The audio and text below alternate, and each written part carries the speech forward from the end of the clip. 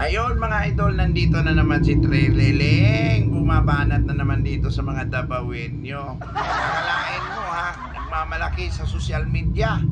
Sinasabi pa niya mga idol na siya daw yung sinisigaw ng dabawin nyo para magiging mayor daw ng Davao. Paano naman mayor?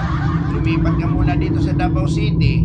Tumira ka muna ng ilang taon dito bago ka tumakbo bilang mayor. At tignan natin kung mangangamoy ba yung mabaho mong bunganga, Trillanes.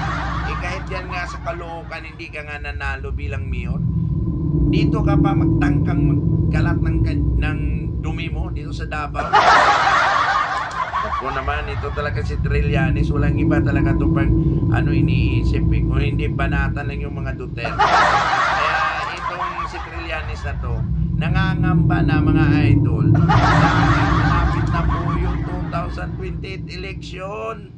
Kaya ito nag-iingay na naman itong aso na to. Siguro binayaran na naman ito ng ng administrasyon para talaga banatan ng itong mga Duterte para masira sa darating na eleksyon. Ako kahit anong gawin dito sa mga Duterte, itong administrasyon na yan, wala talaga silang magawa at wala silang makita at maisip dito sa sa mga Duterte na to. Talagang ako kahit anong gawin ninyo, yung taong bayan alam na po nila sino talaga yung talagang nagmamalasakit po sa ating bayan. Alam naman po nila na talagang yung mga Duterte lang ang talagang nagbibigay ng malasakit sa ating bayan at talagang ipinapakita kung gaano sila katapat sa kanilang tungkulin bilang isang leader dito sa ating bansa.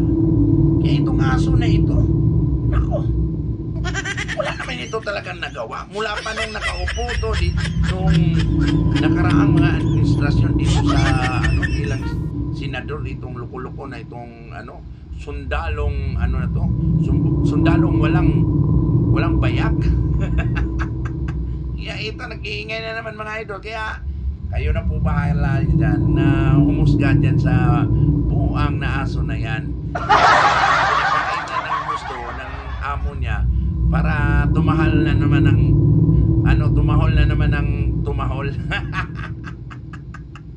Kaya kayong mga dyan, yung mga anti-Duterte dyan, paano ba yan? Malapit na po yung 2028,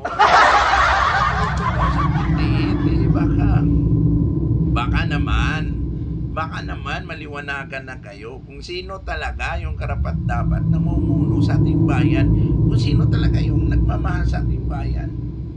Ito nga na pinakawalan ninyo Naku, wala na po itong dignidad. Wala na po kung sa wala na po itong halaga. Kung sa yung sa bagay pa, wala na po itong halaga na itong itong si Trillanes na to. Wala na po itong kwenta Yan ako. Kayo diyan, wag na kayong mag-isip pa kung paano nyo masira yung mga Duterte. Dahil kahit anong gawin ninyo banat sa mga Duterte, talagang yung Duterte, talagang minahal na po ng taong bayan. Wala na po tayong magawa. Kung babanatan ninyo si BP Sara, may Duterte pa rin na pwedeng tumakbo. Kahit tinira niya na si Pulong, Pulong Duterte, nandiyan pa rin si Baste. Naku, hindi nyo alam kung ano yung mga Duterte. Dahil yung mga Duterte talaga, sila talaga yung may malasakit sa ating bayan Kaya ito mga vlogger na wala po.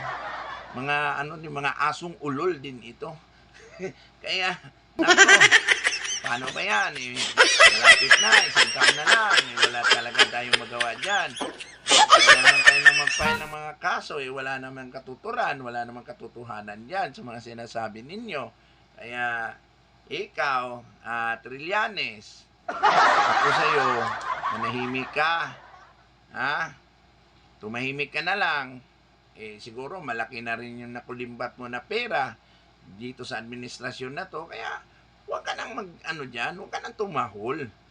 Kasi para hindi ka na masili pagdating ng next administrasyon.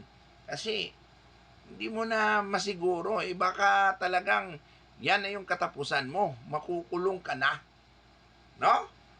Kaya mga kababayan natin didiis dyan, patuloy lang po tayong sumusuporta sa mga Duterte. Kaya kunting tiis na lang po at makakaahon na rin tayo dito sa kahirapan na ito. Grabe yung pagnanakaw na ginagawa ng administrasyon ngayon. Kaya saludo po ako sa lahat ng nagtitiwala sa mga Duterte. Kaya God bless po sa inyong lahat mga idol.